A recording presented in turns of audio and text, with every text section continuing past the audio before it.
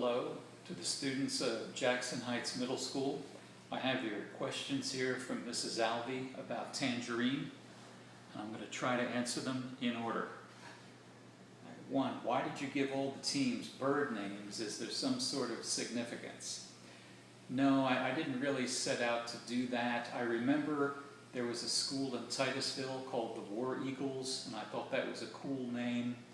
And the Tangerine team, to them, you know, soccer is like war, so I gave them that name. Then I wanted kind of a softer name for Lake Windsor, so that's how they wound up the Seagulls. 2, why did you become an author? It's just something I always have enjoyed doing, and I've gotten good feedback from people. I got my big break in 7th grade when my teacher challenged me to go up on stage in front of the school with some funny commercials I had written. Those were a big hit, and I've been chasing that feeling ever since. 3, why did you write this book? This book was really based on my drive to work. I live in Central Florida, and I used to go past these beautiful citrus groves. Then one by one, they started getting plowed up and turned into housing developments. So I decided I was going to set a book there, and it would be about the people moving in, the Fisher family, but also about the people getting pushed out, who were the Cruz family. How long did it take you to write Tangerine? It took about a year, but then, since it was my first novel, it took about another year to get it published, to go back and forth with my editor many times, making revisions. So the whole process was about 2 years. Did any personal experiences inspire this book?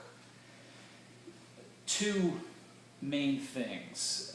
I played soccer from the time I was 8 years old right into college.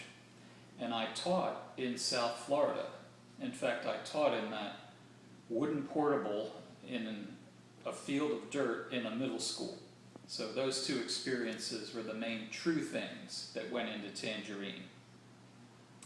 Will you ever write a sequel or a movie for this book? I don't intend to write a sequel. To me, the story ends there on the last page, and things are pretty much wrapped up. As far as a movie goes, a woman named Paula Mazur owns the movie rights. She actually has written a movie script for it, but it just hasn't been filmed yet. So we're still waiting for that. It's out of my hands, but we would love to have a movie version of it. Why did you choose Florida? Well, they always say, write what you know. And I've lived over half my life here, but also, like Paul, I moved here from somewhere else. In his case, it was Texas. In mine, it was New Jersey. And as you probably, well, you may or may not know, Florida is a very strange place with its weather and its news, and it can be really baffling to people from the outside. Then finally, why did you make Paul visually impaired? Well, I wanted Paul, since he was the narrator of the story, to have to find a different way to see, so that his narration would carry more weight to it. I don't know if you know the Bible story of St. Paul. He's struck by lightning on the road to Damascus, so he's kind of named after him.